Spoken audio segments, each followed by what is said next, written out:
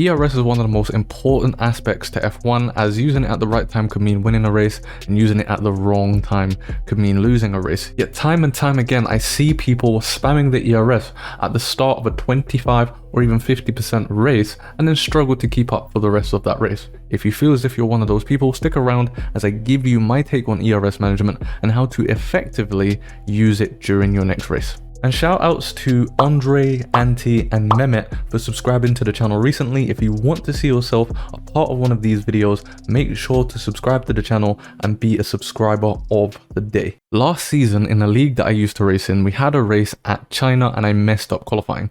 Though starting in P13 did help by giving me a better strategy, it was my overall pace, but more importantly, my ERS management over the first stint that pushed me into a position to eventually win that race. PSGL, a league on PlayStation and PC, in their evaluation said, when looking at your fastest lap, we will check to see how different it is compared to your other laps, and if there's a big enough difference, we will not count that lap. The reason why they said this is because it's easy to get one rapid lap during a race by spamming your ERS. However, you'll be left vulnerable for the rest of the race by doing that. In order to be quick over a 50% race, you need to be efficient in using your ERS lap by lap. Not every track is equal, and that includes for ERS. Some tracks like Zandvoort and Jeddah are incredibly ERS hungry. Get caught out and you will lose a lot of pace. As you guys probably already know, ERS has been simplified over the years due to the consistent real-life regulation changes. In F1 2019, you had six different ERS modes that allowed you to spam your ERS for a few laps and then recharge it and go again. Since the real life changes to how ERS works, there are only two modes in F1 now, and that is medium and overtake. It's no longer possible to stick your ERS to none and then save energy for a couple of laps. In certain conditions, you won't use as much ERS, meaning you can afford to spam your ERS a little bit more. A good example of this would be in wet conditions. Your car doesn't have to use as much power in wet conditions, meaning it will save energy a lot more efficiently. There are also some tracks where saving ERS can be quite easy compared to other tracks, unless you're using it too much.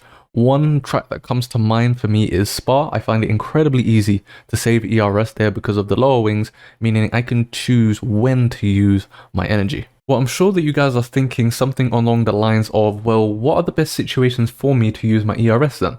Well, let's get straight into that. The most basic, and to be frank with you, most overlooked time during a race to use and abuse your ERS is during your in/out lap. If you're going for an undercut, you'll need to spam your ERS during your outlap so that you can take full advantage of your first tires to get a jump on those around you. On the flip side, if you're going for an overcut, it's even more important to spam your energy. Since your on-track rivals will be on fresh tires, you'll need to be as quick as possible on your used tires, and ERS is the best way to get more pace out of the car over a single lap. Another situation is when attacking or defending for a position. This one's pretty self-explanatory, so I'll keep it brief and say that in most attacking cases, it's best to stop using your ERS once you're already side by side with the other driver.